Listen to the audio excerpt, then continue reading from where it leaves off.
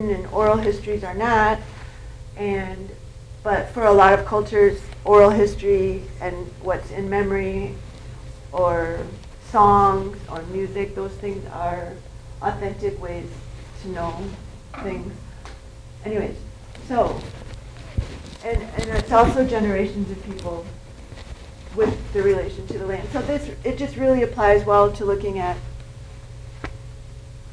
Jibaro, or the majority of the people in Puerto Rico that were living in the mountains. So then, no, get into my repeating plan again. This is all repeating what I just said, so just forget about that.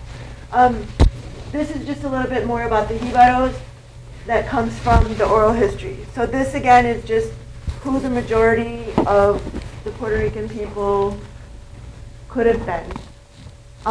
One thing about Jibaros is that I'm not an expert on Jibaros, but as I showed, there were a lot of different places, a lot of different areas on the island, so there could potentially be a lot of different types of Jibaros. Okay, one of those scholars told me something like 90 different types he found or something. But someone who did oral history found things like they had language, they had their own language. And this is in the early 20th century. Okay, so this would be like grandparents or parents of people interviewed through oral history. And I'll just say now, since I'm thinking of it, about oral history, for the critics, the people who critique it, a lot of this, there's a couple different people who have done oral history over decades and over a lot of different areas. And if the stories match, it seems to me, I mean, I'm not an expert on oral history either, but it seems that if a lot of different stories match, that it's not just people making stuff up. So, they knew their agriculture very well. One of the claims that the Americans made in Puerto Rico was that they had no food. They were all starving, but I'm not an expert on that either. But I know at different times they exported food to, I heard a talk once about that. Puerto Rico exported food to Dominican Republic. Have you ever heard that? But anyway, so they did know how to work the land, and so this is just their identity was, the Spanish put an identity on, well, no, not the Spanish, the United States. I mean, the United States, when the Institute of Puerto Rican Culture, when the schools were being started, and they were administering the whole island, they kind of put this identity on them as being Spanish or white, and then they were made into Puerto Rican. I don't know about Neo-Taino groups, but none of the people I read claim that the Jibaros are Taino, so they just had a way of being and a way of living.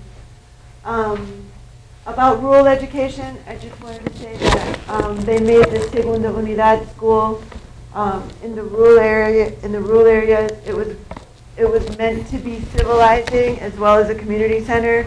This was an American project for teaching people about hygiene and how to eat and things like that. And it was there were different programs like that for rural education. So then this is just a picture. They were community centers. They were trying to teach people not to have kids, not to move to the city. So I have way too many slides. Does anybody have any questions? This is all just kind of like background stuff. Plenty of questions. We're just waiting for you to land.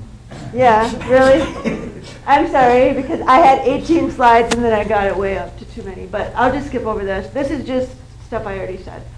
So now, these are the policies that I analyzed. I'm not going to go into them in so much detail because now with all that background, which like blew my brain away for like 2 years, I took these policies that are in effect now. I just chose them because either they're in, like teachers right now have to deal with this, or they're, the Department of Education has to deal with this. This is still something old. The Lake Mohawk Conference, those are old, but so forget about this one. But the Spanish language policy, I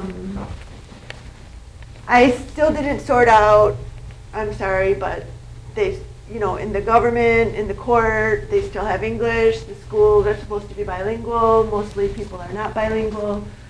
So mostly everything is in Spanish. This is the federal law, No Child Left Behind, which most people have probably heard of. I put that down there, because I decided to put the Puerto Rican ones first. So even though they have to abide by this, they have their organic law, and then these are two cartas circulares that are in effect, one for social studies and one for Spanish. So I looked at those.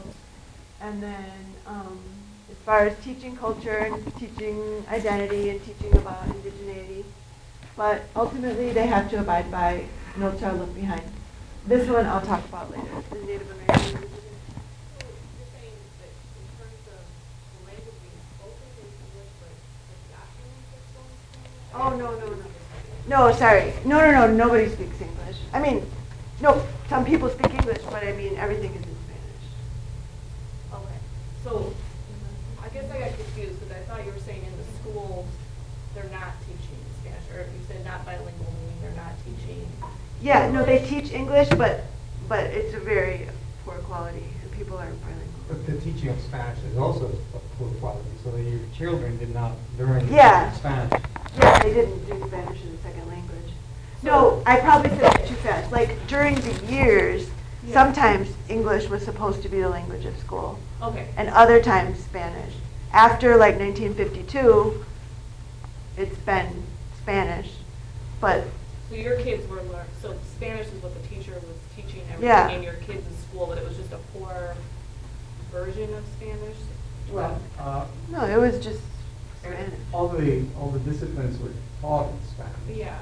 but that was not a way for the children to learn Spanish properly, I suppose. And Yeah. the Spanish class was not Yeah. nearly as good as it should have been. Well, the Spanish class was like an English class here. I mean, like Spanish, like language arts. It would be Spanish for the kids who already knew Spanish. They didn't do very good on Spanish as a second language. What did the kids speak at home? My When kids? Going to these schools? No, the kids who were getting. Puerto Rican kids. Oh, Puerto Spanish. Rican kids who were getting this bad education, they spoke bad Spanish, or they spoke Latino, or they? No, they the spoke. mixture, what did they speak? No, I'm not saying it's bad Spanish. That was what Americans said, like when they No, I first understand. invaded. Yeah, They spoke Spanish. yeah, they speak Spanish at home, but I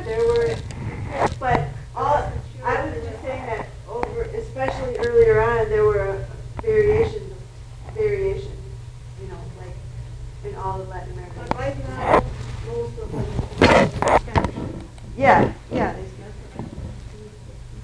And glued to the cable channels, and, English. so that's, Spanglish. but that's true of all of Latin America. All of right? Latin Yeah. Anyway, that was something that the teachers talked about too, because of No Child Left Behind, Puerto Rico has special permission to do everything in Spanish instead of English for their testing requirements. So Spanish is tested. So Spanish brings funding. That's the way No Child Left Behind works. Schools have to comply and meet test requirements, and Puerto Rico gets to do it in Spanish. It's kind of funny because Native Americans say, "Oh, look, they have their language," but anyways, look at what time it is now. I'm sorry. Okay, so I analyzed all these different policies, and then I found like status conflicts because the federal policies have more weight. There's ideology formation. It was standardized and homogenized.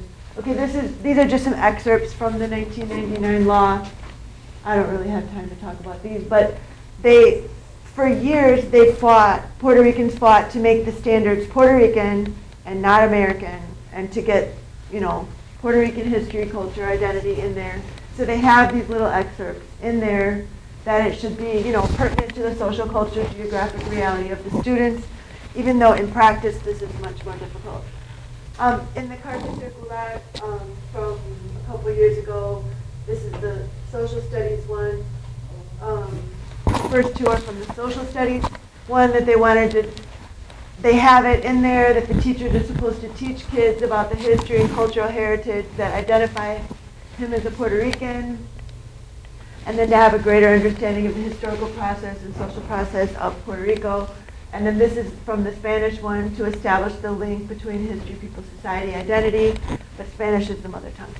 So they do have all this in the local level laws. But then there's No Child Left Behind, which, as you may or may not know, it's just been written out, and I think they have a new one coming. I forgot the name of it.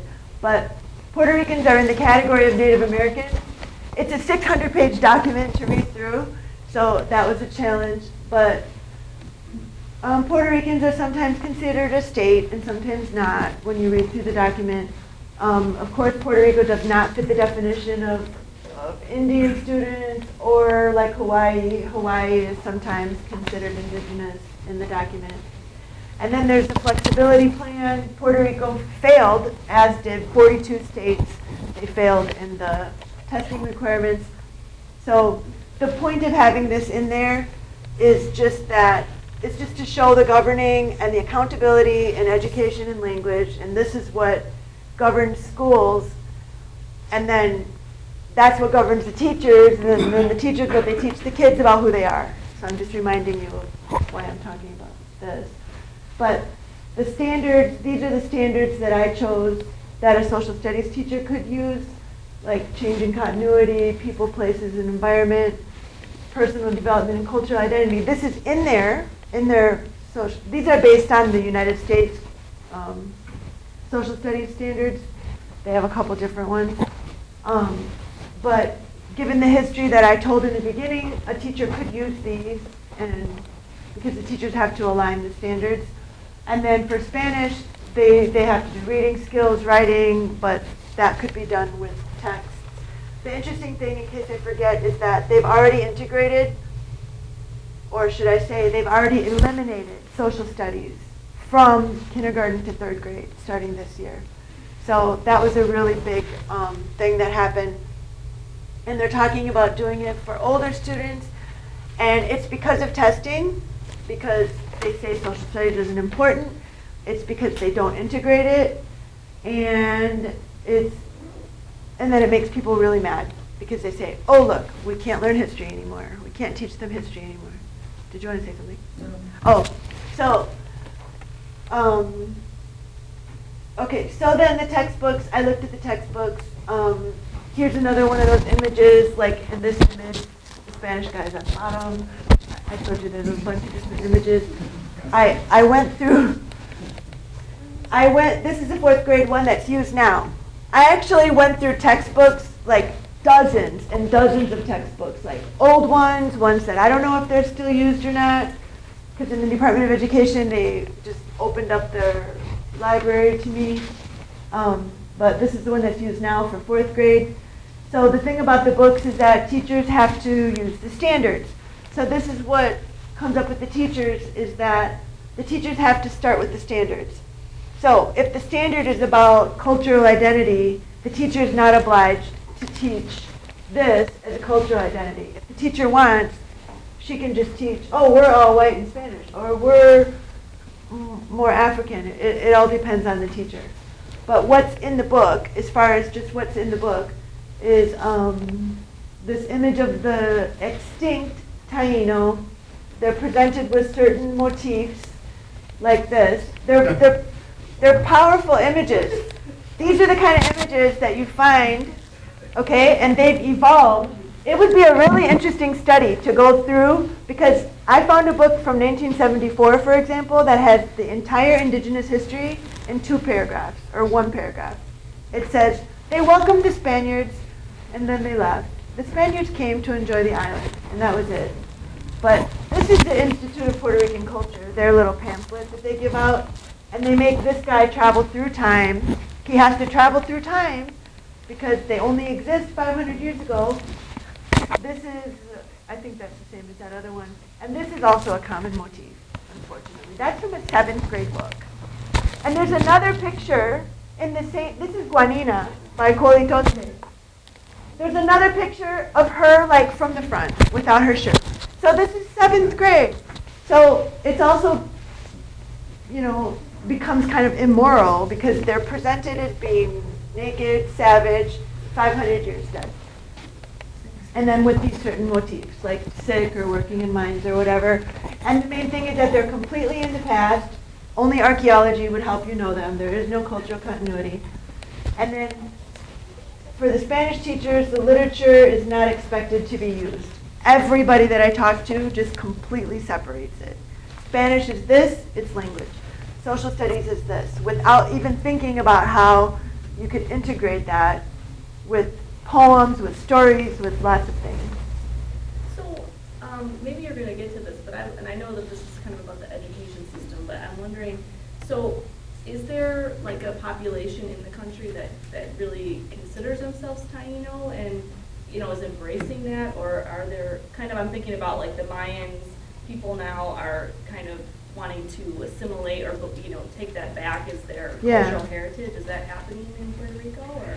Yeah, and that's, maybe you've heard more about it than me. I actually avoided that on purpose because I heard early on that there's 22 groups on the island, and then there's a whole bunch more like in New Jersey, and all these people are like reclaiming, and they all have like different ways of doing it. Like some of them are in New Jersey doing like ceremonies and wearing feathers, and others are, there's one group that I got to know, and they call themselves just Movimiento Indígena, Jíbaro Boricua. They just call themselves, they say my grandparents lived in Caguana, which is in Utuado, and we practice, and then they had to live in the caserío, like in the projects. And is there a language though that they spoke? Maybe I missed that. Taino or a version of Arawak. Yeah. So is that being still spoken in some of the? Well, these people are reclaiming that language. There are dictionaries people of that language, so they can learn the vocabulary. There are people, and there's all these different groups, but it's like another huge field of study to look at all these groups and what are they doing. Some are doing academic studies on reconstructing the language, but I was trying to get this done faster than 2 years, and I just purposely avoided them because I was trying to stay focused on, like, I'm just doing the policy in the schools and the curriculum without getting, like, because if I would have gone to meet too many people who were making these claims, it might have, you know, I don't know, made me. I guess maybe I wasn't really clear. I was just thinking, are there still communities in Puerto Rico where people have never really, like, they've relinquished that, where they've always, like, generationally have continued speaking that language and lived with that identity? Okay. Not really. There are these groups that have a corporate identity, and they meet. Okay. And in those meetings, they perform that identity. Yeah. But there are people relearning or reevaluating or kind of rethinking about what their grandparents said or stuff like that. And so, I don't really have time to talk about him, but he is so interesting. If anybody has time to study Paul G. Miller, he is from Wisconsin, and he was a soldier in 1898 from Wisconsin. He went there, he worked in education, then he came back to Wisconsin for 5 years, and he did his bachelor's to his PhD in 5 years. His PhD is lost, by the way. They lost it from the archives. He did his PhD about a poem. I think that's so interesting. Then he went back and he was a commissioner of education, but he wrote a textbook on Puerto Rican history. And the interesting thing about it, besides that he's from Wisconsin and we can put him in that context, is that in his book, he makes the Indios really primitive and really inferior mentally, but he doesn't kill them. They just fled to the mountains. And they weren't called Taínos. So that's just kind of interesting about him. And I was trying to figure out a way to focus on him, but I didn't. These are just some of the other books. Like, I just picked some different books in my dissertation that I had found and looked at. Like, some people wrote books and they were based on all these people who did, like, anthropology of the Amazonian tribes. and they used that to write about the Indians in Puerto Rico. And those books were used in schools. But through the 20th century, the books like oscillated. Sometimes they disappeared. Sometimes they were extinguished. Sometimes they just fled. Or sometimes it was just ambiguous. So it's really, it would be an interesting study to study all those books. And Ricardo Alegria, I just decided to give him a slide because he's the most famous person who gets credit for reviving the Taino. And I think after his work, that's when they started calling him Taino. This is the cover of his book. This is why I didn't focus on him, because I did not want this image at all. You know, if that's what they looked like when the Spaniards came, that's not what I was trying to focus on. Nevertheless, he is a really famous person. So, I'm just going to try to I did 28 interviews with teachers, but most of them talked about how important it is to teach history and identity, how there is no emphasis given to history. The standards govern everything that they have to do. They have to align the standards. And then, according to each individual teacher, they either spent 2 days on it or they spent 2 months. So, but they're products of the school system too. So then, but I did find with the teachers that about the Puerto Rican Spanish, that there still are variations. A lot of teachers said that parents don't storytell anymore. A lot of them talked about traditions and knowledge that's gone. But it all varied. Everything varied between the teachers. Most of them said Taino, and most of them just followed what's in the book. So this is their main issues, is that history, they all say it's political because it's not tested. You know, Spanish is tested, and they all thought that social studies would be the place to teach. For Spanish, they said, you know, you have to really work the theme because they didn't see how it could be integrated. So anyways, my theory was just about educational imperialism, that the school curriculum was, you know, like colonized. The knowledge has been lost by this generation. I didn't have time to talk about Rabasa at all. I'm just going to skip that for now. But I already talked about all of that. So I think that's all. I think I kind of talked about my conclusions in the middle of everything, so that's all. I'm just going to stop. This is my limitation. This is a really horrible picture. Lynn Guitar took this picture, and that's in Dominican Republic, so I had to show it. I got to meet Lynn Guitar in Dominican Republic. These are just some things I didn't have. And teachers are protesting. I won't show that. There's my. Anyways, so I'm sorry there's no time. I talked too much. Well, I wanted to make that point here. It's very interesting, but I noticed in the rest of Latin America, they have outright U.S. takeover. We've run into the same problems in that, as regards how they view the indigenous culture and customs and languages in their education, where they also, and that recently there's been a lot more emphasis, I think, on trying to reintegrate the indigenous culture into education. But traditionally, you know, they've been inferior. All indigenous people are supposed to accept Spanish Western values and customs. So, of course, there you did have large indigenous populations that survived, like in Mexico, Guatemala, and Peru. Even in Chile, where the people traditionally deny that there are many indigenous traditions of Costa Rica. They actually deny it.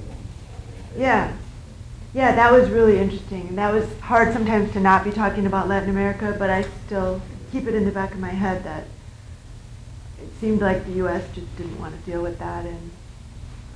But that's another whole question. Yes, so way back before the existence of Laxus, I took a course on Puerto Rico, taught by the Afro-American Studies Department, Richard Ralston. And even at talk later this semester. is he going to give a talk? That would be fantastic. Cuba, yeah. Fantastic. Okay. So, in any event, your talk was much more revealing than the whole course, in the sense of why there's so much confusion in Puerto Rico.